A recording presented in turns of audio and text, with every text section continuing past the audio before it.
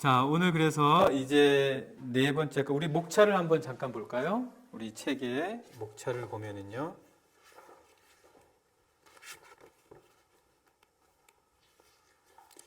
보면 이제 그 파트가 세 개로 나뉘어져 있죠. 그죠? 첫 번째는 하나님께서 그 일에 대해서 어떻게 설계하셨나. 이게 네 과로 되어져 있는데 오늘 우리가 하는 게 그 가운데 마지막 과예요. 그래서 이 일은 목적이 있는 소명이다. 그리고 자신만을 위하지 말고 하나님과 세상을 위해서 땀방울을 흘려라. 이게 오늘 우리가 같이 일에 대해서 공부할 내용이에요. 자, 여러분들 이 일을 뭐라고 생각하세요? 일을 통해서 원하는 게 뭐예요? 주로 우리가 일이라고 생각할 때 우리는 일을 통해서 뭔가 내 꿈을 이루려고 하는 거 아니에요? 그죠? 그리고 내 자신을 실현하려고 하잖아요. 내 자아 실현을 하고 그리고 나의 꿈과 목적과 비전을 이루려고 하잖아요. 근데 그게 일의 전부는 아니라는 거예요. 오늘 우리가 함께 나눌 내용이에요.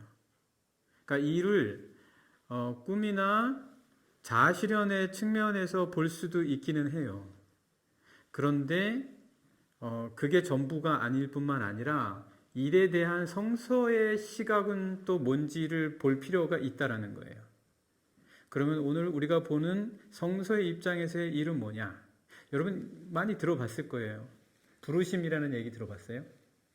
부르심. 그러니까 부르심을 통해서 일을 볼 수 있어야 된다는 거예요.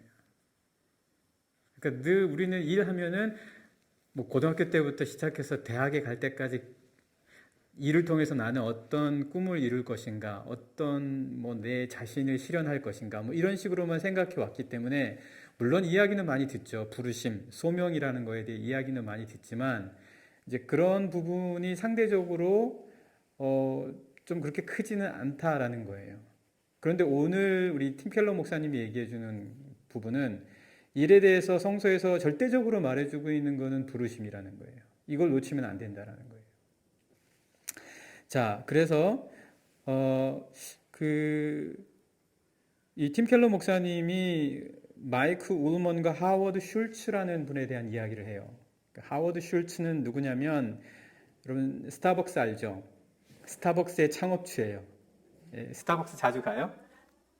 네, 스타벅스 창업주가 하워드 슐츠인데 이분하고 이제 마이크 울먼이라는 분이 친분이 있나 봐요. 근데 마이크 울먼이라는 분은 JC 펜이라는 어떤 물류 회사의 그 의류 회사의 CEO를 지낸 분이래요. 근데 이분이 사실 그 CEO를 하기 전에 이미 그 은퇴를 한 상태였대요. 그런데 이 회사에서 이분을 부른 거예요. 근데 이분은 돈도 이미 충분히 있고 그리고 이제 노후를 여유 있게 보내고 싶은 거예요. 그러니까 그다지 일에 대해서 당기지 않는 거예요. 모든 게 다 충분하니까 돈도 있고 여유도 있고 이제 그리고 좀 쉬고 싶은데 굳이 내가 이 일을 해야 되나? 그렇게 이제 생각을 하고 있었어요. 그래서 안 하려고 했던 것 같아요. 그런데 이제 하워드 슐츠라는 이 스타벅스 창업자하고 얘기를 하는 가운데 이분이 어떤 식으로 권면을 하냐면 그 회사에서 당신을 부른 거는 아마 다른 목적이 있을 것이다. 다른 목적이 있을 것이다. 그래서 이분이 곰곰이 생각했대요. 그럼 그 목적이 뭘까? 뭐 돈을 많이 주려고 아니면은 나의 어떤 뭐 특별한 어떤 나만에게 있는 거를 좀 뭔가 뭐 이익을 보고 그것을 또 활용을 해서 회사의 유익을 얻게 하기 위해서일까? 뭐 이런저런 생각을 하다가 이분이 내린 결론은 나의 삶을 통해서 한 번 더 그 회사에 있는 사람들을 섬길 수 있는 기회로 나를 부르시는 거구나 라고 생각을 했다라는 거예요. 그러니까 일이라는 거를 지금 이 팀 켈러 목사님이 이 하워드 슐츠라는 사람을 통해서 다시 한번 생각해 보도록 계기를 주는 거예요. 뭐냐면 일이라는 것은 내 자아 실현을 위해서 일을 할 수도 있어요, 물론. 그리고 내 꿈을 다 이루기 위해서 일을 할 수도 있어요. 아니면 또 다른 목적도 있을 수 있어요. 뭐 부유해지기 위해서도 할 수 있어요. 그러나 이런저런 이유보다도 지금 이 하워드 슐츠의 예를 들어보면 이분은 철저하게 내가 그 사람들에게 뭔가 섬길 수 있는 기회겠구나. 그걸로 나를 부르는 거구나. 라고 생각을 했다라는 거예요. 그래서 이 일을 부르심을 통해서 한번 보자라고 얘기하는 거예요. 이를 부르심을 통해서 한번 보자. 그러면 그 부르심이 뭐냐는 거예요. 부르심이 도대체 뭐냐. 우리 두 번째 슬라이드에 그 두 번째 포인트를 한번 보세요. 거기에 그 부르심의 용례라고 나와 있죠. 그죠? 그 부르심이 어떤 용례를 갖고 있냐. 그 어원이 뭐고 또 그것이 어떤 식으로 쓰여졌냐라는 거예요. 이 부르심이라는 것 자체가요. 자, 뭐 누가 부를 때 부르심 이렇게 말 쓰잖아요. 그런데 이제 성서에서 원래 이 부르심이라는 단어가 있다라는 거죠. 이 부르심이라는 단어가. 교회도 원래는 부르다라는 말에서 나왔어요. 독일어로는 키르셰잖아요. 영어로는 뭐죠? church. 물론 다 비슷한 한 뿌리의 어근이 분명히 있을 거예요. church라는 ch, 키르셰라는 ki라는 어떤 그런 어근의 뿌리가 같이 있을 건데 불어로는 뭐예요? 에글리세. 근데 헬라어로는 뭐예요? 원래 성서의 언어로는 교회가 뭐예요? 에클레지아라는 거예요. 에클레지아 거기 써 있죠. 에클레지아 이게 교회예요. 그런데 이 에클레지아가 교회로서 명사형이지만 여기에 이 기본적으로 동사가 들어가 있어요. 그래서 그게 이제 명사형으로 변화된 거예요. 그러면 여기에 있는 그 어근의 동사 형태는 뭐냐? 클레지라는 말이 있죠. 그죠? 에클레지아에서 에와 아를 빼면 클레지라는 말이 있는데 그게 바로 칼레오라는 말에서 나왔다는 거예요. 이 칼레오라는 말은 부르다라는 뜻이에요. 그 에는 뭐예요? 에클레지아 할 때 에는 바깥으로. 그러니까 어떤 특별한 목적을 위해서 바깥으로 불러 모아낸 사람들, 이게 교회라는 뜻이에요. 헬라어로는 에클레지아. 근데 그거는 어디에서 나온 말이라고요? 부르다라는 동사 칼레오에서 왔다라는 거죠. 그러니까 교회의 모든 성도들 그리고 모든 지체들은 불러서 와 있는 거예요. 그리스도께서 불러서 와 있는 거예요. 말이 어떻게 다가와요? 그리스도께서 불러서 하나님께서 불러서 우리가 어딘가에 와 있다. 좀 그 말의 느낌이 어때요? 뭔가 특별하고 성스러운 어떤 홀리한 목적 때문에 와 있는 것 같죠? 그렇죠? 한번 그렇다면 왜 부르셨는지에 대해서 한번 보죠. 왜 부르셨는지에 대해서 만약에 그렇다면 부르신 목적이 다 대부분 아니 실제로 중세시대나 과거로 올라가면 부르심이라는 이 용례는 어떤 식으로 쓰여졌냐면 항상 교회와 관련된 일을 할 때에만 쓰여졌다는 거예요. 부르심은. 내가 어떤 소명을 받았다, 내가 어떤 부르심을 받았다, 이거는 교회에서 뭔가 일을 하거나 수도원에서 뭔가 일을 하거나 아니면 성직을 받는다거나 이럴 때만 이 부르심이라는 단어를 썼다라는 거예요. 그리고 실제로 성서에도 그렇게 많이 나와요. 한번 볼까요? 먼저 거기에 로마서 8장 30절이죠. 그죠? 로마서 8장 30절 한번 찾아보죠.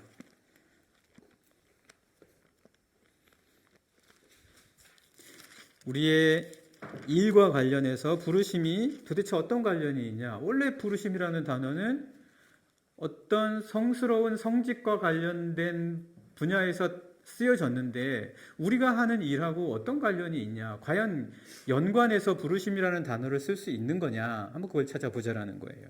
로마서 8장 30절 같이 한번 읽어볼까요? 30절 읽겠습니다. 시작.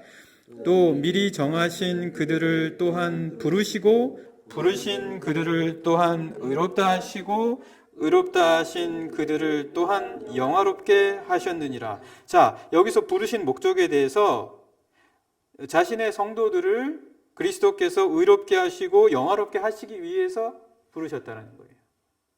부르심의 의미가 좀 약간 거룩하고 그리고 약간 어떤 성화, 성스러운 어떤 성직이라든지 교회와 관련된 여러 역할들이나 일을 할 때 쓰여진 것 같은 느낌이 들죠. 그렇죠? 자, 그러면 이렇게 부르시다라는 단어가 이런 관계에서 쓰여졌다면 아마 우리는 부르심은 교회와 관련된, 물론 그 교회라는 그 단어의 의미도 굉장히 폭이 넓기는 하지만 성직과 관련된 부분에서만 우리가 그 단어를 쓸 수밖에 없었을 거예요. 그런데 말씀을 계속해서 한번 보자라는 거죠. 이번에는 고린도전서 1장 9절이에요. 고린도전서 1장 9절. 이 부르심이라는 것이 도대체 주님이 부르심이라는 말씀을 하셨을 때에 그 부르심이 도대체 어떤 의미를 갖고 있냐? 우리의 일과 어떤 관련이 있냐? 고린도전서 1장 9절 우리 같이 한번 읽어볼까요? 시작. 너희를 불러 그의 아들 예수 그리스도 우리 주와 더불어 교제하게 하시는 하나님은 미쁘시도다. 여기도 부르다라는 뜻이 있죠, 그죠? 이게 부르다라는 단어가 있어요. 근데 불러서 뭐 하시려고 하는 거예요?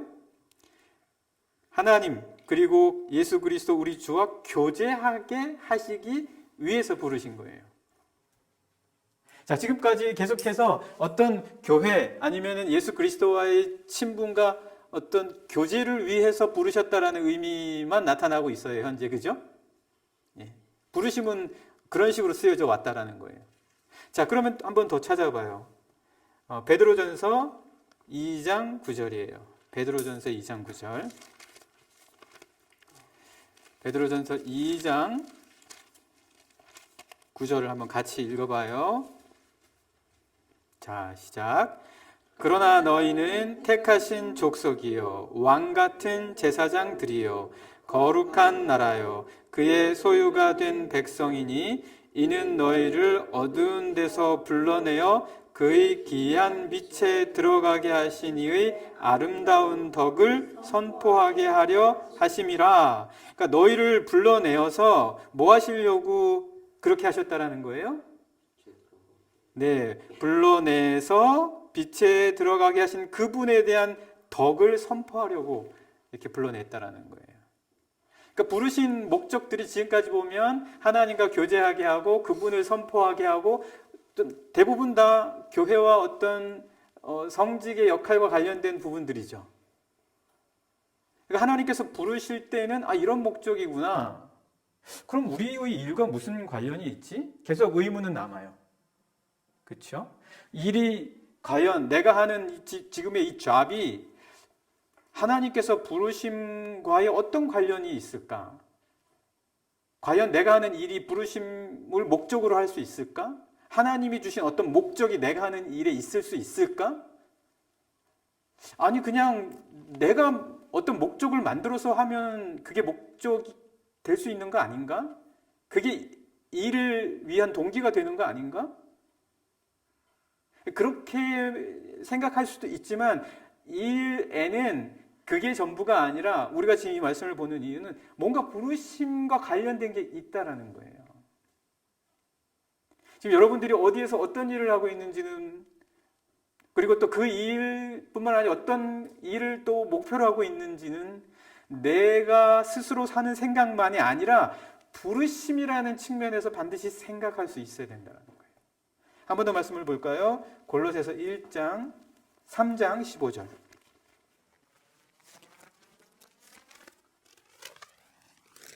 골로새서 3장 15절 같이 한번 읽어봐요. 시작. 그리스도의 평강이 너희 마음을 주장하게 하라. 너희는 평강을 위하여 한 몸으로 부르심을 받았나니 너희는 또한 감사하는 자가 되라. 자, 여기서도 역시 부르시다라는 것이 한 몸을 이루게 하시기 위한 하나님의 계획이었다라는 거예요. 이렇게 부르심이라는 것은 어떤 이런 특별한 하나님의 성스러운 어떤 교회와 관련된 부분과 관련이 있구나. 그러면 나의 잡과는 뭐지 도대체? 계속해서 의문이 남죠. 한번 우리가 그렇다면 이 부르심이 과연 우리의 일 속에도 분명히 들어가 있는가? 그거를 찾아보기 위해서 말씀 한 구절을 이제 보겠어요. 말씀 한 구절을 볼게요. 그게 뭐냐면 고린도전서 7장 17절 말씀이에요. 고린도전서 7장 17절 말씀을 같이 한번 찾아봐요.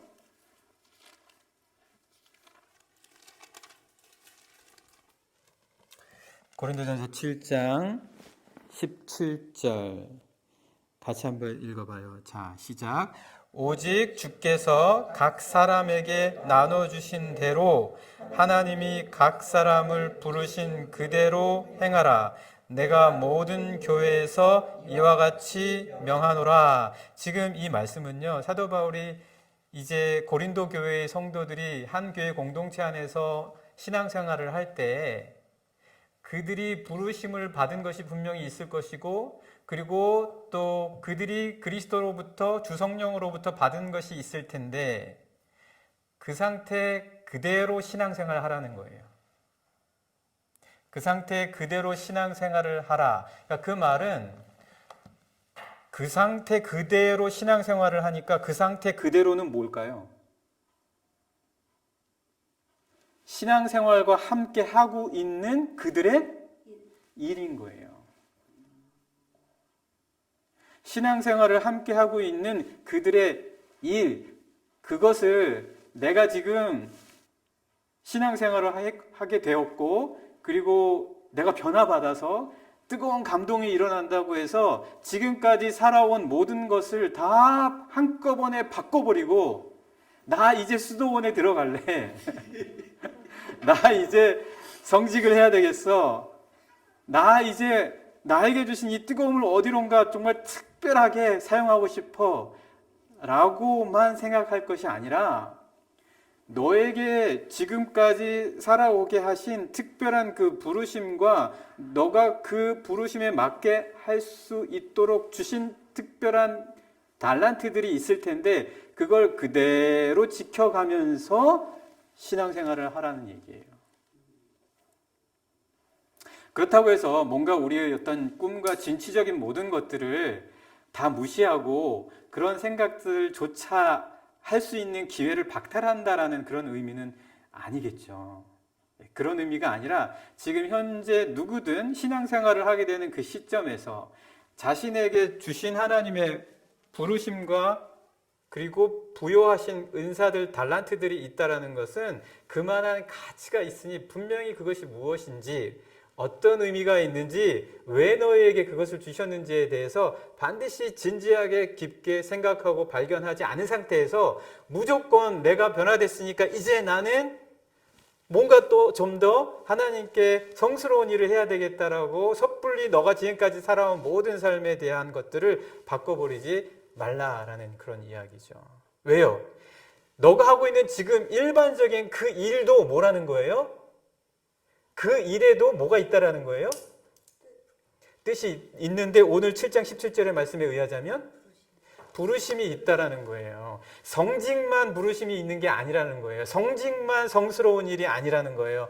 너가 어떤 일을 하든 그 일도 성직하고 별반 차이 없이 똑같이 그 일도 하나님이 부르신 거지 너가 그냥 생각하고 판단해서 혼자 스스로 결정한 일이라고 그렇게 쉽게 생각하지 말라라는 거예요. 교회 안에서 여러 그 하나님의 일꾼들이 일하는 직분과 마찬가지로 너가 사회 속에서 하는 그 모든 일에도 부르심이 있고 또 뭐가 있다고요? 부여받은 은사가 있다라는 거예요. 모든 일에도. 사도 바울이 지금 그 얘기하는 거예요. 고린도전서 7장 17절을 통해서요. 그러니까 지금 여러분들이 하고 있는 일은 어떤 일이에요? 신영제가 하고 있는 일 안에도 뭐가 있을 수 있어요? 부르심이 있는 거예요. 그리고 또 그 안에 뭐가 있는 거예요? 은사가 있는 거예요. 다 그래요. 자, 그렇다면 우리 이제 프린트물 한번 두 번째 슬라이드, 세 번째 포인트로 한번 가봐요. 지금 우리가 고린도전서 7장 17절 이야기했죠, 그죠? 네. 자, 그렇다면 이런 생각은 모더니즘과 포스트 모더니즘에 의해서 우리에게 주어져 왔던 일에 대한 생각을 뛰어넘는 통찰을 준다는 거예요. 어떤 의미에서 그렇냐? 도대체 어떤 의미에서 지금 고린도전서 7장 17절의 말씀이 지금까지 우리가 생각해왔던 모더니즘과 포스트 모더니즘의 일에 대한 통찰을 뛰어넘게 만드냐? 어떤 의미에서 그럴까요? 모더니즘은 물론 이제 이거를 한꺼번에 단 한마디로 우리가 사조를 설명할 수는 없지만 일과 관련해서 간단하게 얘기하자면 모더니즘은 뭐예요? 우리 맨 처음 시작할 때 첫 번째 시간에 잠깐 얘기했어요. 개별성을 강조하죠. 자율성, 인디비주얼리즘, 개인주의. 그러니까 어떤 공동체라기보다는 각각 개인이 다 가치가 있고 그리고 그 개인에게 다 의미가 있고 그 개인에게 보다 좀 더 많은 깊은 의미를 부여하려고 하는 거예요. 개인에게. 그런 상태에서 일은 뭐예요? 그런 상태에서 일은 자아실현인 거예요. 개인이 중요하잖아요. 모더니즘에서는 각각의 그 인디비주얼한 그 한 사람 한 사람의 그 펄슨이 되게 중요하다라는 거죠. 그런 상태에서 일은 개인이 중요한 거예요. 자기의 그 어떤 그 자아 실현이 중요한 거예요. 자, 그럼 포스트 모더니즘에서는 그걸 한마디로 우리가 말하자면 뭘까요? 포스트 모더니즘은 일과 관련해서 포스트 모더니즘은 정체성이에요. 정체성. 자기의 정체성. 그리고 그 정체성을 통해서 나름대로 자기가 뭔가 할 수 있는 힘을 갖는 거예요. 자기가 뭔가 할 수 있는 힘을, 파워를 갖는 거예요. 그러니까 결국 뭐예요? 그런 상태에서 일은 어떤 의미를 가지게 되겠어요? 일을 통해서 뭔가 성취하고 파워를 갖게 되는 거예요. 일은 그렇게 사용이 되는 거예요. 포스트 모더니즘에서는. 그런 식으로 자연스럽게 흘러갈 수밖에 없다라는 거예요. 그런데 고린도전서 7장 17절에 의하자면 일은 그런 게 아니에요. 일은 어떤 자아 실현이나 아니면 자기를 발견해서 그 일을 통해 어떤 자기의 파워를 길러내는, 파워를 얻을 수 있는 수단과 방법으로 생각하는 것은 그거는 세상의 사조에 의한 생각이라는 거예요. 물론 그게 완전히 무시될 수는 없겠죠. 뭐 무자르듯이 딱 끊어서 이건 아니야 라고 말할 수는 없을 거예요. 그러나 대략 세상의 사조에 흘러오는 세계관에 의해서 영향받아서 일이다 할 때 그런 식으로 생각하는 것은 고린도전서 7장 17절에 의한 생각과는 다른 것이다라는 거예요. 왜요? 고린도전서 7장 17절에 의하자면 이 일은 분명히 나로부터 시작되지 않아요. 뭐가 있었다고 아까 얘기했어요? 고린도전서 7장 17절엔 두 가지가 있었다고 그랬잖아요. 부르심과 은사. 부르심과 은사. 불러주시고 주신 것이 있어서 내가 일하게 된다는 거예요. 그러니까 일은 내 중심, 내 꿈을 이루고 내 비전을 이루고 내 자아를 실현해서 내 파워를 길러내는 수단으로 전락시킬 것이 아니라 나로 하여금 왜 이 일을 하게 하셨는지 그분의 목적이 무엇인지 왜 나에게 이런 재능을 주시고 탤런트를 주시고 이 은사를 주셔서 여기에 대한 열정을 갖게 하셨는지 그 이유가 도대체 무엇인지 그거를 발견해야만 일에 대해서 내가 본래의 고유적인 그 뜻을 디자인하신 하나님의 설계를 찾을 수 있다라는 거예요. 그러니까 이 말씀은 뭐예요? 지금 우리가 지금까지 생각해 왔던 이 세상의 여러 사조들의 일에 대한 통찰을 뛰어넘게 만든다라는 거예요.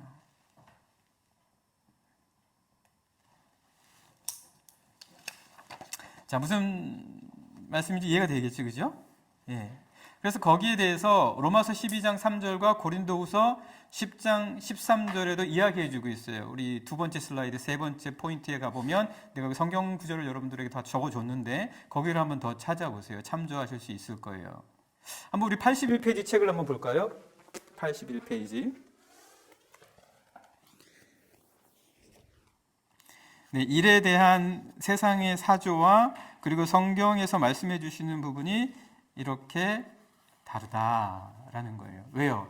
일이라는 것은 하나님께서 우리를 고린도전서 7장 17절에 반복해서 여러분들에게 이야기하지만 우리를 부르셔서 은사를 주셔가지고 무언가 일할 수 있도록 우리에게 목적을 주신 것은 당연히 우리가 살아가는 이 하나님의 커다란 인류 공동체를 위한 뜻과 계획이 있으셨기 때문에 각 사람에게 그 고유한 목적과 은사들을 주셔서 부르신 것이라는 거예요. 그죠? 네. 자, 그러면은 그것과 관련해서 81페이지 두 번째 패러그래프 의미는 분명하다. 여기 다 찾으셨어요? 네, 우리 같이 한번 읽어볼까요? 같이 읽어요. 시작. 의미는 분명하다. 하나님이 크리스천들을 준비시켜서 그리스도의 몸을 세우시는 것처럼 거룩한 백성들 모두에게 갖가지 달란트와 은사를 주셔서 인류 공동체를 건설하는 목표를 이루게 하셨다는 것이다. 자, 내가 설명드린 그런 부분이에요. 이것에 대해서 좀 더 설명을 해준 분이 있는데 앤서니 티슬턴이라는 분이에요. 앤서니 티슬턴이라는 분. 그 바로 아래쪽 줄부터 시작이 돼요. 우리 같이 또 한번 읽어봐요. 시작. 성경학자 앤서니 티슬턴은 이 본문을 이렇게 풀이했다. 부르심과 섬김에 대한 바울의 개념은 자율성의 특별한 지위를 부여하던 세속적 모더니티와 자기 실현과 권력 관계를 앞세우던 대중적 포스트 모더니티에서 완전히 벗어나 있다. 그러기에 바울 서신의 이 대목은 현대 사회에서도 여전히 타당성을 갖는다. 자, 이해가 되죠, 그죠? 이 사도 바울이 오늘 우리가 읽었던 고린도전서 7장 17절의 말씀을 통해서 오늘 우리가 일에 대해서 부르심과 관련해서 왜 우리가 일을 바라볼 때 어떤 내 자아를 실현한다거나 아니면 그것을 통해서 나의 힘을 얻는데 성취하는데 이루려고만 볼 것이 아니라 부르심과 관련해서 보아야 할지에 대해서 알려주고 있다라는 거예요. 네.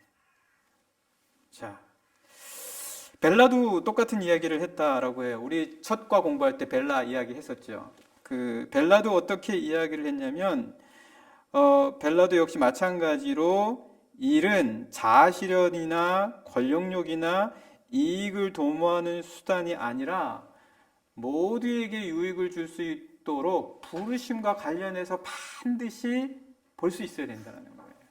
일을. 네. 여러분의 일에는 다 하나님이 부르심이 있고 그리고 거기에 따른 은사도 분명히 주어져 있다는 거예요. 네, 우리 계속해서 한번 볼까요? 그래서 이제 팀 켈러 목사님이 이것과 관련해서 이제 본인의 그 교회 그 리디머 교회잖아요, 그죠? 뉴욕에 있는 리디머 교회 교인 가운데 한 사람의 예를 들어서 얘기해줘요. 질 라말이라는 분인데 이 질 라말이라는 분이 메릴린치에서 일을 했대요. 메릴린치 알아요? 메릴린치 보면 이 메릴린치가 증권회사인데 지금은 이제 뱅크 오브 아메리카에 인수가 돼서 어쨌든 자산 규모가 어마어마하게 큰 증권회사래요. 그러니까 우리나라도 그 소득 수입이 제일 많은 사람 그 부류가 누구예요? 금융업계에 일하는 사람들이에요. 예. 그러니까 그런 사람들은 순식간에 엄청난 돈을 벌어들이고 막 하잖아요, 그죠? 그러니까 그만큼 받는 수입도 많단 말이에요. 그러니까 이 질 라말이라는 사람도 메릴린치에서 어마어마한 돈을 받고 직장 생활을 했는데 이 사람이 어느 날 갑자기 그만두겠다라고 한 거예요. 그러니까 교회 사람들이 너 왜 그래? 너 도대체 왜 거기 그만두려고 하는 거야? 너 신의 직장에 들어갔는데 이렇게 얘기했다라는 거죠. 쉽게 말해서는. 그리고 하겠다는 일이 뭐냐면 출판사에 들어가겠다는 거예요. 어때요, 경호 형제님?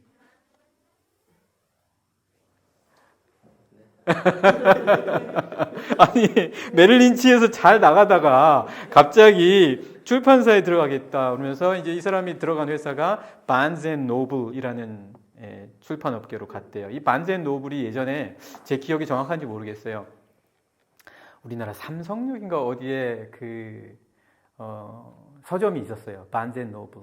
지금은 없어진 것 같아요. 예전에 있었어요. 잠깐. 그런데 이제 이 반즈 앤 노블에 들어가게 됐다라는 거예요. 그러면서 끊임없이 생각했대요.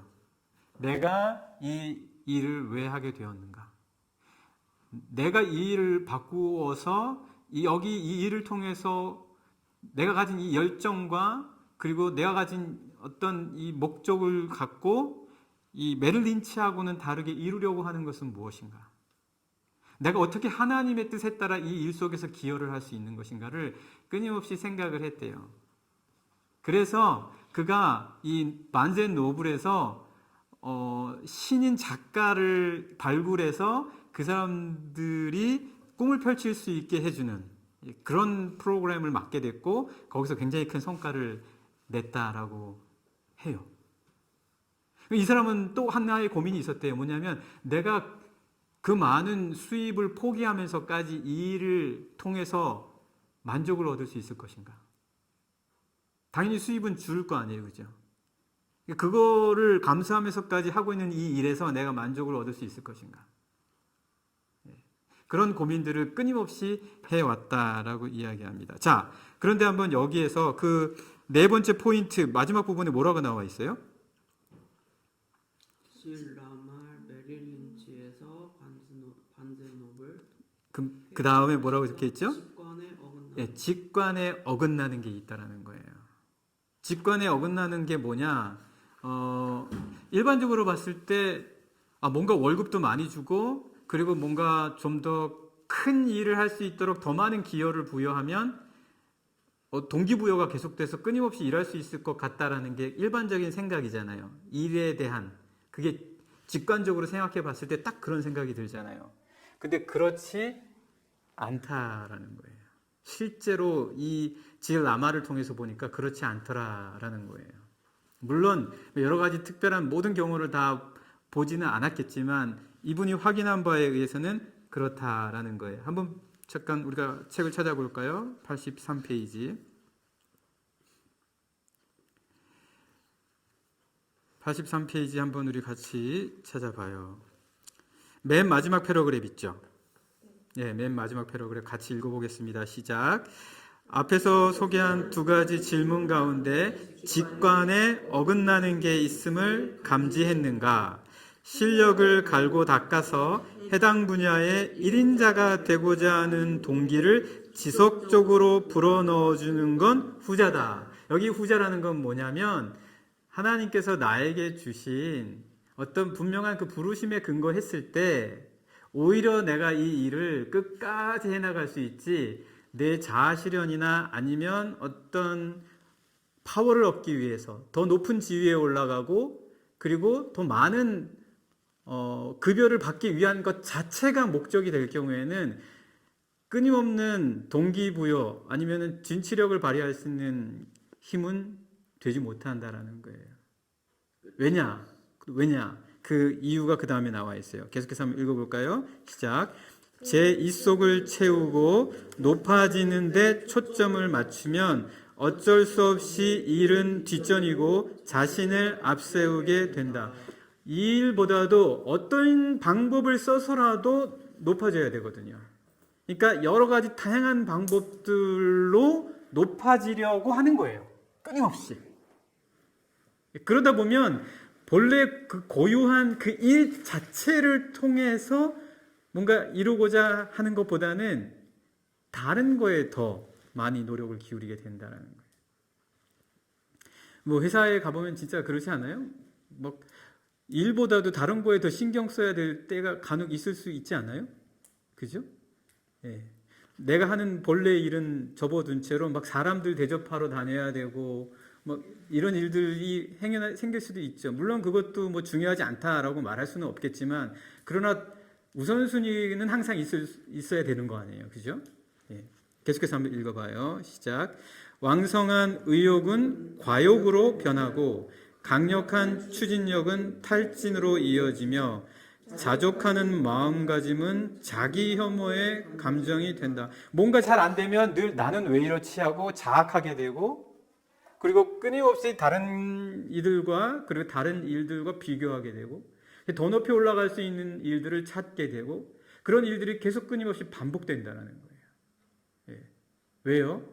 그 일에 대한 가장 기본적이고 근원적인 동기부터 약간 어긋나 있기 때문에 그렇다는 거예요.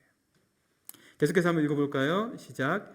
그러나 일의 목적을 자신을 넘어선 무언가를 섬기고 높이는 데 둔다면 달란트와 포부, 직업적인 열정을 효율적으로 사용할 더 확고한 이유가 생기게 마련이며 세상적인 기준에서도 장기적인 성공을 거둘 수 있을 것이다.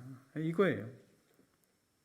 이 질 라말이라는 사람을 통해서 어떻게 자기 일에 대해서 기쁨을 얻을 수 있고 만족을 얻을 수 있으며 끊임없이 진취적으로 일을 할 수 있는지에 대한 것, 그거는 다름이 아니라 어떤 모더니티와 아니면 포스트 모더니티에서 보았던 자기 실현이라든지 그것을 통한 어떤 파워를 얻고 어떤 자기 꿈과 비전의 모든 것을 다 올인하는 것이 아니라 뭔가 부르심을 더 깊이 생각할 때 오게 된다는 거예요. 자, 한번 계속해서 한번 조금 더 보도록 하죠. 자, 그렇다면 이 부르심을 우리 조금만 더 생각해 봐요. 이 부르심을요. 그러면 그 부르심이 어느 일까지 있을 수 있을까? 옛날에는 다 뭐 중세 시대라든지 뭐 최근에도 뭐 다르지 않을 거예요. 뭐 특별한 어떤 몇 가지 일들은 뭐 부르심을 받고 어떤 성스러운 일이 될 수 있을지 모르겠지만 하나님이 이런 일까지 특별하게 위에서 나를 부르시고 그리고 거기에 맞는 은사까지 주려고 신경을 쓰셨을까? 과연 그럴까? 모든 일이 다 그럴까? 어떤 그런 생각에 뭐 잠길 수도 있을지 모르겠어요. 그런 부르심을 위해서는 다른 일을 찾아봐야 되지 않을까? 어떤 뭔가의 어떤 그 특별한 그 카테고리 안에 있는 일들을 보아야 되지 않을까? 뭐 그런 생각을 할지도 모르겠어요. 그래서 우리가 오늘 한번 그 세 번째 슬라이드의 첫 번째 포인트를 보면서 그거를 한번 생각해 보죠. 같이 읽어볼까요? 그 앞에요. 시작. 마틴 루터의 부르심과 직업. 마틴 루터가 이 부르심을 어떻게 생각하는지를 보면 그런 부분에 대해서 어느 정도 답을 얻을 수 있다라는 거예요. 왜냐하면 여러분 사실 직업이라는 것이 한자어죠. 직업이요. 그죠? 직업 무슨 직이에요? 직분직이잖아요. 어떤 위치, 그죠? 어떤 포지션, 어떤 직이에요. 나도 한자는 잘 모르지만, 네. 직. 그럼 업은 뭐예요? 일하는 거예요. 예, 일업. 어떤 포지션을 갖고 일하는 거, 그게 이제 직업이라는 거예요. 그러니까 우리가 알고 있는 그냥 일반적인 그런 의미인 거예요. 직업이라고 말할 때. 그런데 독일어로는 직업이 뭐예요? 베루프잖아요. 근데 이 베루프가 사실은 일이라는 뜻이에요? 뭐예요? 부르는 거잖아요. 근데 이거를 원래부터 직업이라는 뜻을 갖고 있었던 거는 아니에요. 막스 베버라는 사람은 이 베루프가 직업이라는 개념을 갖게 된 게 종교개혁 때라고 이야기해요. 종교개혁 때 누구? 마틴 루터가 성서를 번역하면서 직업이라는 의미를 베루프로 번역을 했다라는 거예요. 근데 웃기잖아요. 그 당시만 해도 부르심이라는 것, 소명이라고 하는 것, 베루프라고 말을 할 때에는 중세 교회의 직분과 관련된 일에만 썼어요. 성직자가 될 때에만 베루프, 그리고 교회가 어떤 사명을 주고 어떤 일을 줄 때에 임명이라는 뜻에서 베루프를 썼다라는 거예요. 루펀이나. 그런데 갑자기 루터가 어디다가 쓴 거예요? 일에다가 쓴 거예요. 직업에다가 이 베루프를 쓴 거예요, 루터가. 당연히 뭐가 오겠어요? 혼란이 오죠. 네가 지금 뭐 하는 거냐? 어떻게 그게 루폰이 될 수 있고, 어떻게 그게 부르심이 될 수 있고, 어떻게 그게 콜링이 될 수 있냐? 그게 어떻게 성스러운 소명이 될 수 있냐? 라고 이제 루터의 엄청난 공격을 가하게 되죠. 근데 루터가 그렇게 쓴 이유는 뭐예요? 모든 일은 다 뭐라는 거예요? 하나님의 부르심이 있다라는 거예요. 모든 일은 다 성스러운 일이라는 거예요. 다 하나님의 은사가 있어야지만 할 수 있는 일이라는 거예요. 그래서 이 종교개혁 때에 이 베루프라는 독일어의 단어가 왔는데 사실 그것도 어디에서 어떤 말에서부터 시작된 거예요? 헬라어에 아까 뭐라 그랬죠? 교회의 말이 시작된 그 동사 칼레오에서 시작된 단어다라는 거죠. 그래서 우리가 베드로전서 2장 9절과 요한계시록 5장 9절 10절 말씀 아까 우리가 본 것도 있고 아닌 것도 있는데 한번 여러분들 찾아보시면 이 마틴 루터는 이 구절들을 통해서 부르심이라는 것은 어떤 일에서도 차이가 있을 수가 없다라는 거예요. 어떤 일을 하든지 모두가 다 하나님이 부르셔서 할 수 있는 일이다라는 거예요. 자, 그래서 심지어 마틴 루터는 어떻게 얘기하냐면 모든 일은 다 뭐라는 거예요? 주님이 부르셔서 하는 것이기 때문에 그 일은 다 누가 하는 거라는 거예요? 결국은 주님이 하시는 거라는 거예요. 그걸 어떤 식으로 표현하냐면 그 두 번째 포인트 뭐라고 써 있죠? 주님은 가면을 쓰고 일하신다라는 거예요. 주님은 가면을 쓰고 일하신다. 예를 들어서 이제 경훈 형제의 가면을 쓰고 하나님께서는 경훈 형제를 통해서 소명을 주시고 부르심을 주시고 은사를 주셔서 어떤 일을 하게 하신다는 거예요. 왜요? 그게 하나님의 디자인인 거예요. 그 일을 통해서 또 다른 사람과의 일이 함께 하나가 되고 어우러져서 하나님이 계획하신 공동체를 하나님이 계획하신 이 세계를 인류 공동체를 만들어 가신다는 거예요.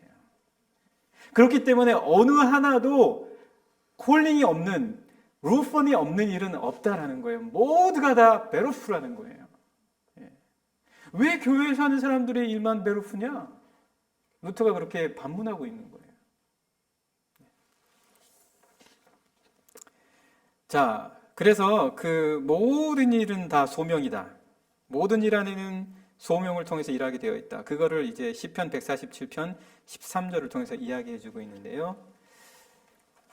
네, 시간이 좀 제법 갔는데 우리가 빨리 할게요. 시편 147편 13절 한번 같이 찾아볼까요? 시편 147편 13절. 이거 이제 루터가 자기 논문에서 이렇게 말한 거예요. 이 시편 147편 13절의 말씀을 통해서요. 같이 읽어볼까요? 시작. 그가 내 문빗장을 견고히 하시고 내 가운데 있는 너의 자녀들에게 복을 주셨다. 어떤 성 안에 있는 문빗장을 견고하게 가로지를 수 있게 하셔서 그 안에 있는 하나님의 모든 백성들을 견고히 하시고 지켜주시는 일을 하나님이 하신다는 거예요. 그러면 여러분, 하나님이 직접 문빗장이 되시는 거예요?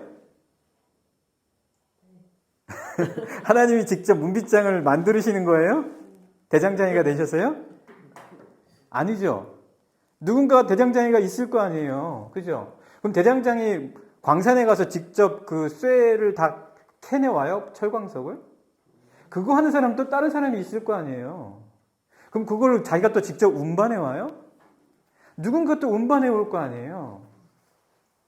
그러니까 결국 루터가 하는 말은 뭐예요? 이 말씀을 통해서 문빗장을 만드는 사람이나 그것을 캐내는 사람이나 그것을 이송해 오는 사람이나 그래서 그것을 달게 하는 관리나 그것을 지키는 사람이나 모든 사람이 다 함께 어우러져서 그 일에 대한 부르심에 대한 사명감을 갖고 해야 그래야 그 성이 어떻게 될 수 있다고요?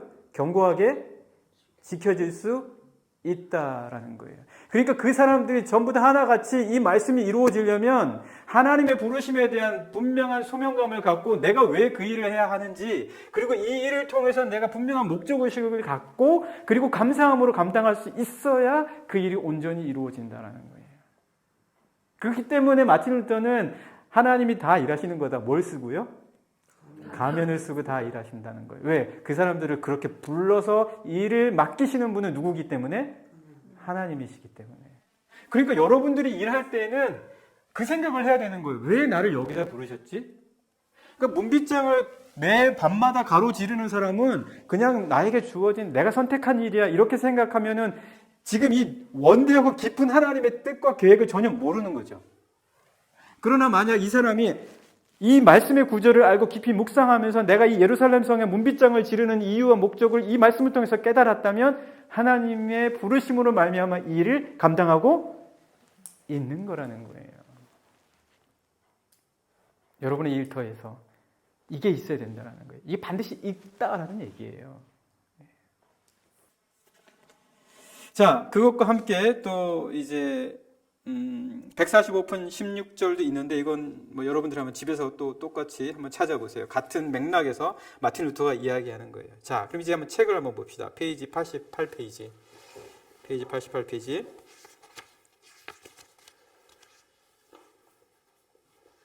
자, 우리 맨 위에 있는 루터가 이 말이 있죠.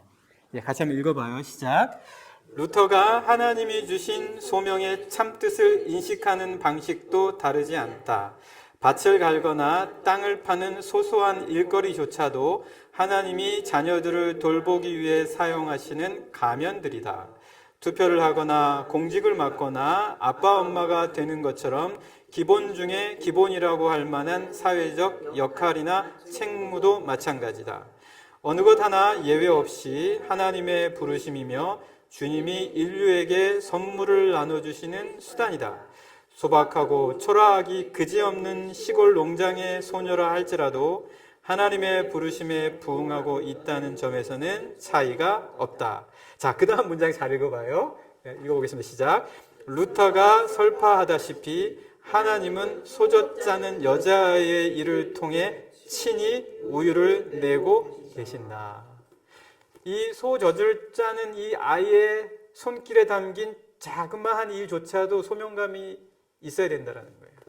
내가 이걸 하면서 이 일을 통해서 하나님께서 어떤 누군가를 먹여 살리시고자 하시는 계획이 있으시기 때문에 내가 지금 이 일을 한다라는 생각과 그냥 이건 내가 어쩌다 보니 이 일을 할 수밖에 없네 라고 하는 것과는 엄청나고 어마어마한 하나님이 주신 은사와 목적과 그것을 통해서 하나님께서 더 깊이 펼쳐주시고자 하시는 계획에 대해 접근조차 못한다는 거예요. 그러한 인식이 없다면.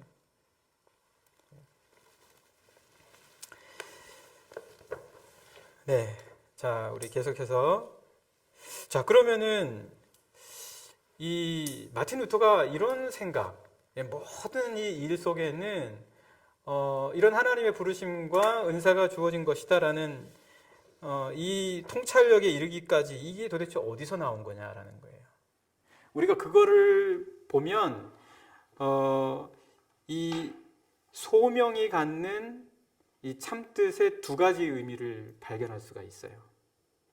자, 그렇다면 마틴 루터가 이 통찰력을 어디서 얻게 됐냐? 그거는 뭐 여러분 잘 아시는 종교개혁의 그 마틴 루터의 그 모토가 뭐였어요? 뒤집어. 뒤집어. 우리 희나님 학교에서 믿음으로 의롭게 되는 거. 믿음으로 의롭게 되는 거. justification. 네, justification. 이신칭의. 예, 이신칭의. 믿음으로 의롭게 된다. 로마서 말씀에 나와 있죠. 1장 16절, 17절. 우리 말씀 같이 한번 찾아볼까요? 로마서 1장 16절, 17절이에요.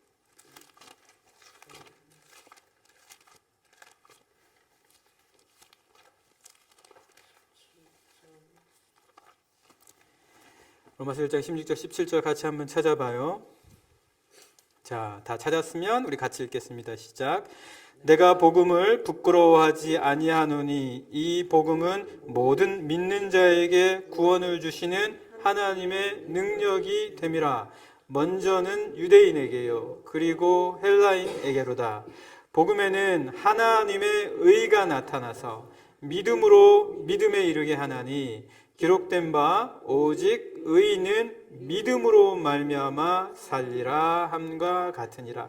왜 마틴 루터가 이런 생각, 이 로마서 말씀의 사도 바울의 말씀을 통해서 새로운 통찰력을 얻게 됐냐면 자기가 의로움을 얻기 위해서, 자기 죄인이잖아요. 늘 죄를 짓고 가면서 그 죄 때문에 늘 괴로워하는 거예요. 그래서 이 마음에서부터 벗어나고 그리고 좀 의로움에 대한 그런 마음을 얻고 싶어서 끊임없이 종교적인 행위를 한 거예요. 끊임없이 선하고 의롭다라는 행위를 한 거예요. 그런데 아무리 그걸 해도 자신 안에 있는 죄책감과 죄의식은 사라지지 않더라는 거예요. 하면 할수록 끊임없이 자신 안에는 여전히 극복되어지지 않는 죄인이요, 그리고 자기는 여전히 부족하다라는 생각을 떨쳐버릴 수가 없다라는 거예요. 그럼 도대체 어디까지 자기가 종교적인 행위를 해야 되고 얼마만큼 자기가 의로운 행위를 해야 되냐는 거예요. 그렇다고 해서 마틴 루터가 종교적인 행위나 아니면 의로운 행위를 포기하고 안 하겠다라는 얘기는 아니에요. 그것을 통해서는 의로움을 얻을 수 없다라는 것을 발견한 것뿐이에요. 이미 바울과 그리고 이미 앞선 많은 믿음의 선진들처럼. 그런데 그런 상태에서 끊임없이 외적인 행위에 치중을 하다가 이 로마서의 말씀을 읽으면서 그가 깨닫게 된 거예요. 어떻게 의의가 온다고요? 오직 믿음으로 온다는 거예요. 그리스도 예수를 믿는 믿음을 통해서 그 모든 죄책감을 넘어서서 의로움에 대한 확신이 주어지더라라는 거예요. 여러분, 근데 이 믿음이라는 거는 내가 스스로 하려고 했던 모든 의로운 행위를 뛰어넘는 엄청난 능력을 마틴 루터에게 주었다는 거예요. 그 그리스도 예수를 믿고 의지해서 하는 행위와 자기 자신을 믿고 하려 했던 의로운 행위와는 엄청난 차이가 주어지더라라는 거예요. 결정적인 차이는 뭐예요? 내가 복음으로 말미암아 믿는 그 믿음을 의지하고 살아가느냐라는 거예요. 자, 그러면 여기서 어떤 것을 우리가 발견할 수 있어요? 소명과 관련해서 어떤 것을 우리가 발견할 수 있냐면요. 자, 지금 말한 이신칭의와 관련해서 이 소명, 이 일과 관련해서 어떤 차이가 발견이 되냐면 세 번째 슬라이드에 맨 네 번째, 첫째 이렇게 나와 있죠. 그죠? 첫째, 뭐죠? 어떤 일도 영적 차이가 없다. 네, 어떤 일에도 영적 차이가 없다라는 거예요. 왜냐? 내가 의롭게 되는 건 뭘로 의롭게 되는 거예요? 믿음으로 의롭게 되는 거예요. 그럼 마틴 루터가 그동안 했던 어떤 모든 행위가 만약 믿음이 그에게 발견되어지지 않고 주어지지 않았다면, 믿음을 통한 의를 얻지 못했다면 그가 아무리 많은 행위를 했어도 의로워질 수 있었어요? 없었어요? 없었죠. 그러니까 결국 마틴 루터가 깨닫게 된 건 어떤 행위든 그 모든 행위를 의롭게 하는 것은 믿음이라는 거예요. 맞아요? 모든 것을 의롭게 하는 것은 내가 무엇을 하든 엄청나게 고귀한 일을 하든 아니면은 내가 아주 자그마한 좋은 선한 일을 하든 그 일들 사이에는 어떠한 영적인 질적 차이가 없어요. 그것을 오히려 정말 의롭게 가치 있게 만들어주는 것은 믿음이더라라는 거예요. 첫 번째, 어떠한 일에도 영적 차이가 없다라는 거예요. 그러니까 결국 내가 똑같은 논리로 이 일을 하든 저 일을 하든 이 일들 사이에 어떤 큰 차이가 있어요? 하나님 앞에서? 없다라는 거예요. 아주 조그마한 일을 맡아서 작은 회사에서 조그만 테이블 앞에서 파타임으로 일을 하든 아니면 엄청난 대기업에서 많은 보수를 받고 넓은 사무실에서 일을 하든 그 일 사이에는 영적인 차이가 있다 없다? 없더라라는 거예요. 첫 번째. 두 번째는 뭐죠?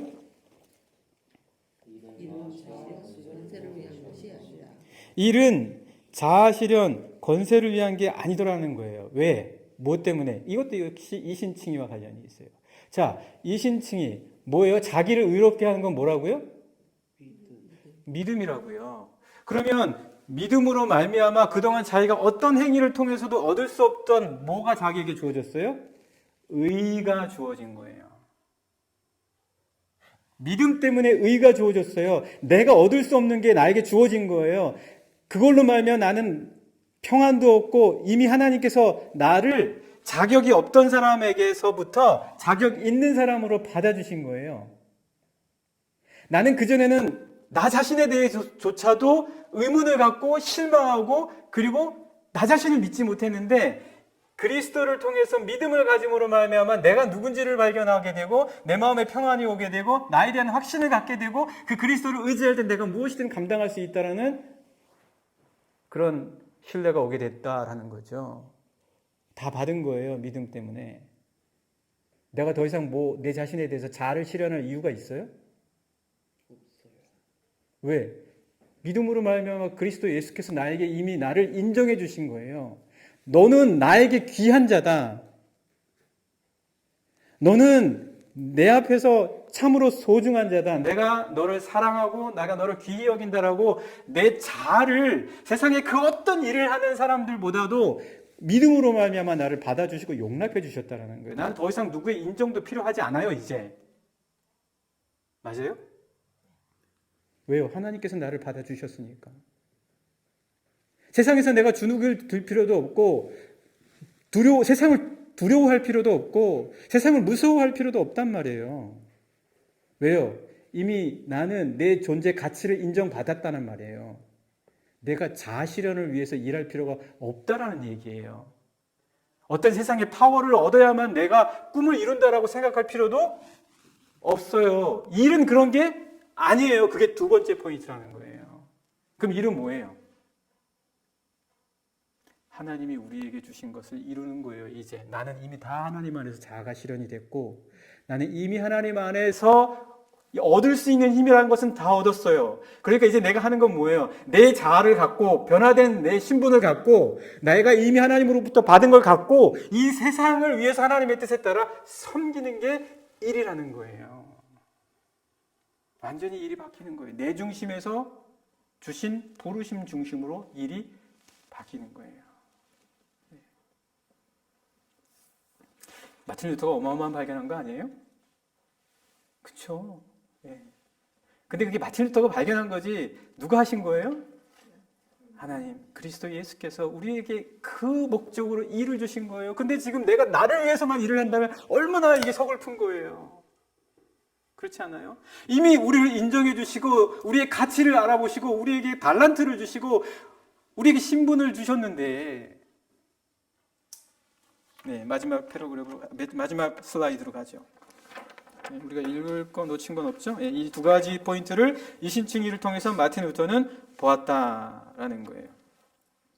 이거를 가리켜서 이제 도로시 세이어즈라는 사람이 이야기를 하고 또 이거를 가리켜서 이제 팀 켈러 목사님은 혁명적인 노동관이다라고 이야기해요. 야, 세상에 다 저마다 사람들은 자아 실현하려고 일을 하는데 세상에 저마다 다 뭔가 성취하고 부를 얻고 파워를 얻고 그것을 통해서 신분 상승을 하려고 일을 하는데 이거는 지금 모든 것을 다 가졌다고 하면서 섬기기 위해서 일을 한다고 하니 자기의 그 주인 대신 하나님이라는 분을 위해서 일을 한다고 하니 이거는 혁명적인 노동관이 아니냐 그렇게 얘기하는 거죠. 그렇지 않아요? 그러니까 일이 달라지는 거예요. 일이 달라 보이는 거예요. 이게 내가 뭘 하든지 이 일 속에 하나님이 담긴 뜻이 너무나 소중하게 담겨 있다라는 거예요. 그러니까 일을 게을리하면 안 되죠. 네, 우리 한번 91페이지 한번 보죠. 91페이지. 91페이지. 그 빨간 글씨로 뭐가 되어 있죠? 일은 이웃을 사랑하는 수단이다. 그 밑에 있는 짧은 세 줄짜리 단락을 한번 같이 읽어보죠. 시작. 이처럼 혁명적인 노동관은 모든 일에 공통적으로 적용되는 고상한 의미, 다시 말해서 이웃을 사랑하고 섬김으로써 하나님께 영광을 돌린다는 목적을 부여한다. 이거예요. 예, 이거예요. 그러니까 이 일이요, 우리에게 주어진 일이 얼마나 소중한 거예요. 예. 그러니까 그냥 어떤 특별하고 고상한 일만 중요한 게 아니라 아까 마틴 루터가 얘기한 것처럼 소 젖을 짜면서도 하나님이 일하시는구나 라고 생각할 수 있다는 거예요. 이것을 통해서 수많은 사람들과 그 아기들의 영혼을 살릴 수 있구나. 예. 로렌스 형제님이 뭐 얘기했어요? 자기는 식탁보를 펼치면서도 하나님께 감사한다라고 그랬잖아요. 식탁보를 펼치면서도. 그러니까 저도 그래야 돼요. 가끔 이제 막 집안에서 일 청소, 설거지 하면서도 하나님 감사합니다. 모든 것을 하면서 이것을 통해서 누군가를 섬길 수 있고 이것을 통해서 하나님이 디자인하신 세상을 함께 이루어 간다라는 생각을 하는 거예요. 네. 그렇죠? 자, 그래서 도로시 세이어즈가 일에 대해서 이제 일을 해준 이야기도 있어요. 그러니까 무슨 얘기냐면, 야, 일은 단순히 돈을 벌기 위한 수단은 아니야. 절대 그렇지 않아. 그것을 통해서 파워를 얻고 직위가 올라가고 신분 상승하는 걸로만 생각해서는 안 돼. 너가 하고 싶은 일에서 자아 실현하고 꿈을 이룬다라는 건 그것만이 일의 차원은 아니야. 그렇게 얘기를 해주고 있습니다. 92페이지 인용문 단락이 있어요. 인용문 패러그래프 92페이지에 작은 글씨로 있죠, 그죠? 네, 한번 같이 읽어봐요. 시작. 일은 돈벌이 수단으로 보는 사고 방식은 인간의 내면에 너무도 깊이 각인되어 있어서 우리가 하는 일, 그 자체에 관해 생각하는 게 얼마나 혁명적인 변화인지 상상조차 하지 못한다. 그러니까 일이 수단이 되면 안 되고 일 자체에 하나님께서 주신 디자인과 그 설계의 목적을 봐야 된다는 거예요. 일 자체에. 계속 볼까요? 일을 설명하는 원리, 곧 하나님의 창조와 사람에 깃든 주님의 형상과 긴밀하게 연관된 일에 대한 기독교 교리가 분명히 존재한다고 믿는다. 왜 우리를 주님의 형상대로 빚으셨다고 우리가 지난 시간에 얘기했죠? 하나님이 주신 매뉴얼대로 하나님처럼 하나님을 따라 일할 수 있게 하시기 위해서 우리를 하나님의 형상대로 만들었다. 그렇게 얘기했었죠. 계속해서 읽어봐요. 시작. 그러므로 본질적인 오늘날의 이단은 이단 얘기하고 있어요. 이단은 뭐냐? 계속이요. 이를 사회에 봉사하는 가운데 표출되는 인간의 창조 에너지가 아니라 돈을 벌고 여가를 얻기 위한 도구로만 인식한다. 이게 이단이라는 거예요. 이렇게만 일을 생각하면 일 자체를 왜곡시키는 것이다라는 거예요. 이게 얼마나 귀한 건데. 하나님께서 축복하시고 우리에게 일을 주시고 하나님의 형상대로 다스리고 정복하라고 창세기의 말씀 우리 함께 봤죠? 그죠? 예. 자, 다시 프린트물로 가겠습니다. 이제 마무리 짓도록 해요. 이제 몇 가지 예가 좀 나와 있어요.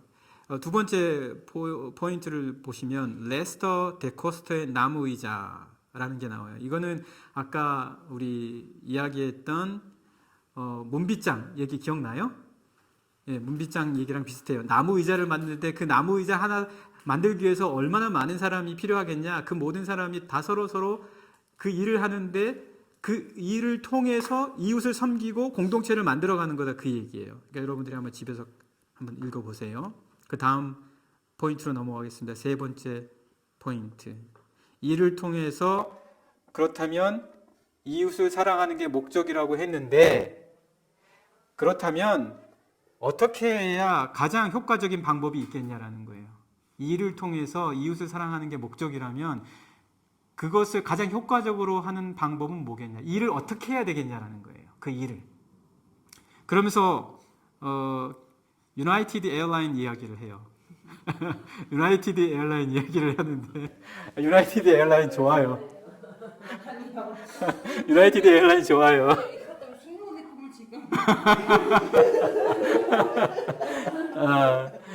네, 우리 유나이티드 에어라인 좋아요.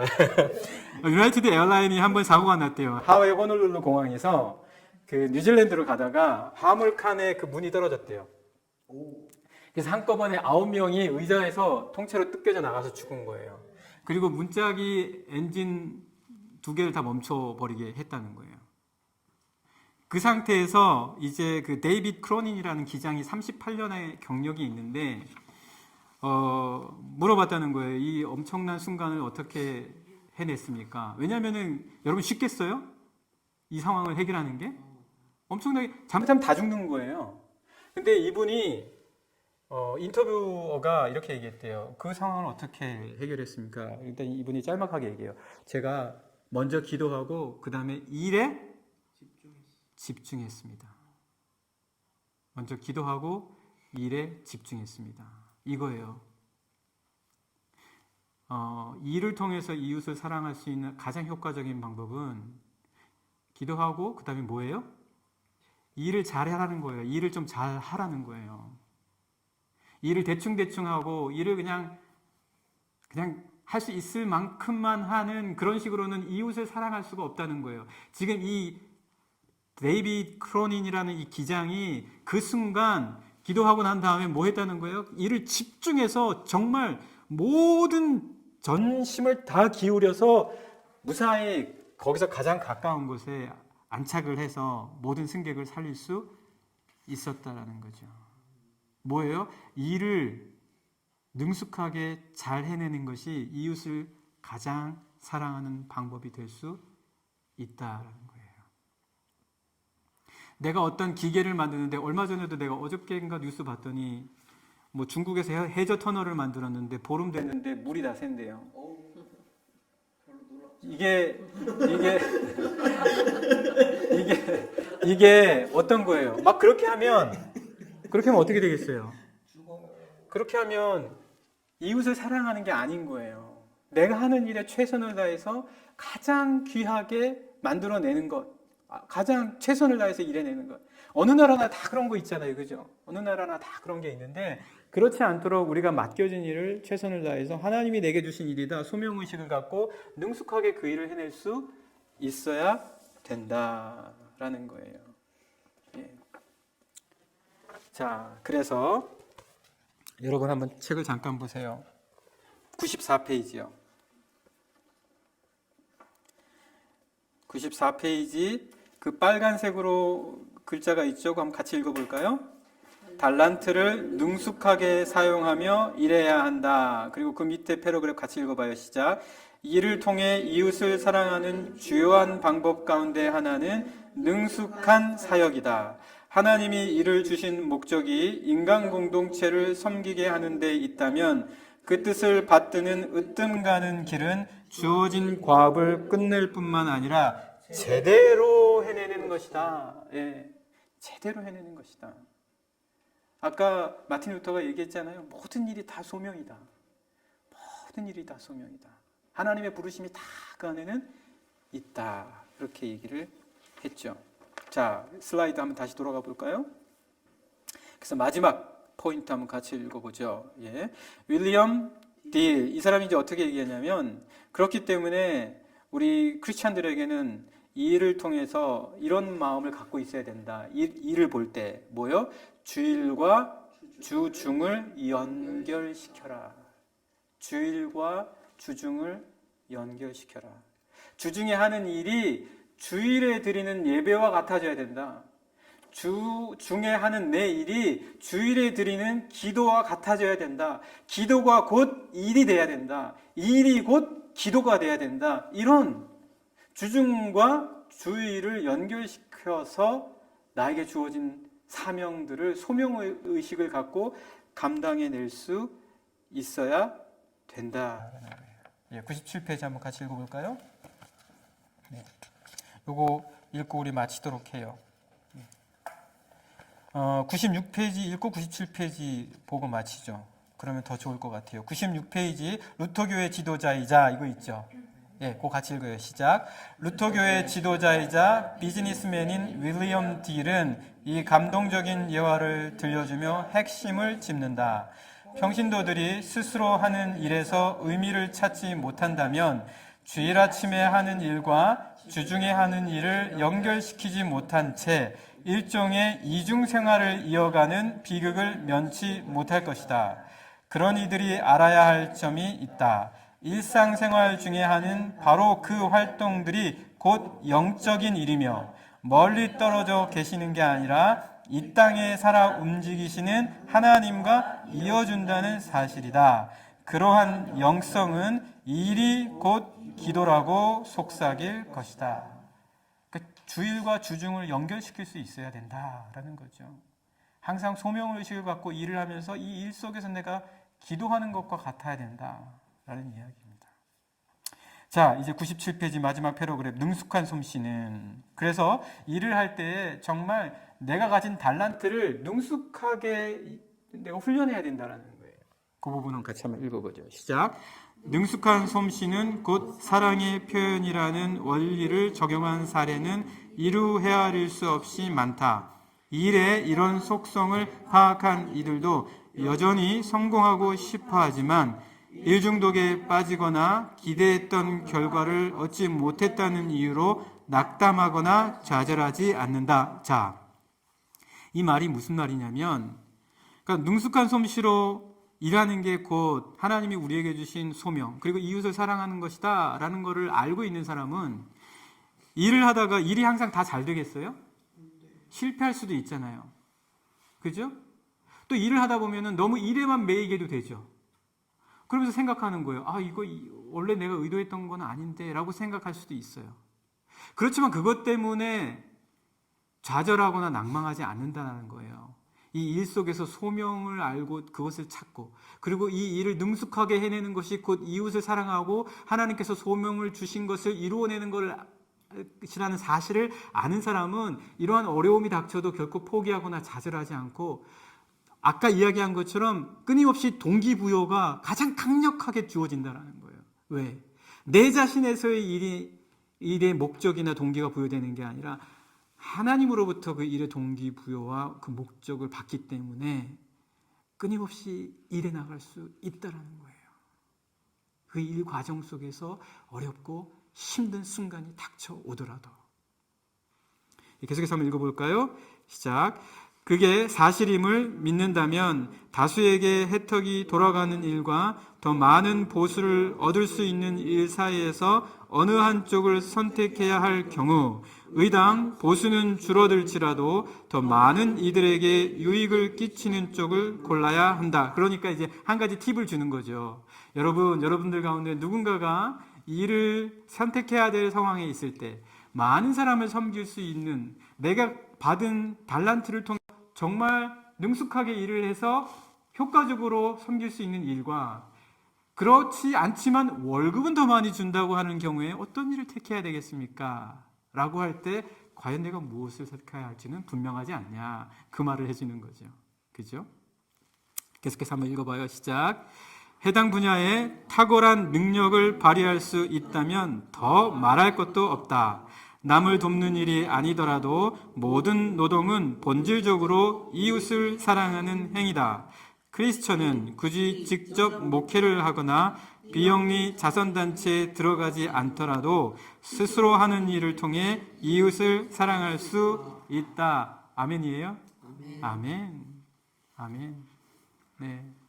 여러분, 그러니까 일은 뭐예요? 자아실현이나 아니면 어떤 자기 성취를 통해서 힘과 파워를 얻는 것이 아니라, 우리가 오늘 함께 본 거는 일은 어떤 측면에서 바라볼 수 있어야 된다고요? 갈래요? 부르심, 루펀, 콜링. 그래야 우리는 보다 좀 더 분명하게 내가 하고 있는 이 일 속에서 어떻게 내가 이 일을 감당해야 될지를 알게 된다라는 거죠. 자, 여러분들 오늘 너무 애썼습니다. 오늘 함께 본 이 마지막 첫 번째 파트의 네 번째 과 꼭 기억하고, 내 일을 통해서 그렇다면 어떤 식으로 소명으로 바라볼 것인가 생각하면 좋겠습니다.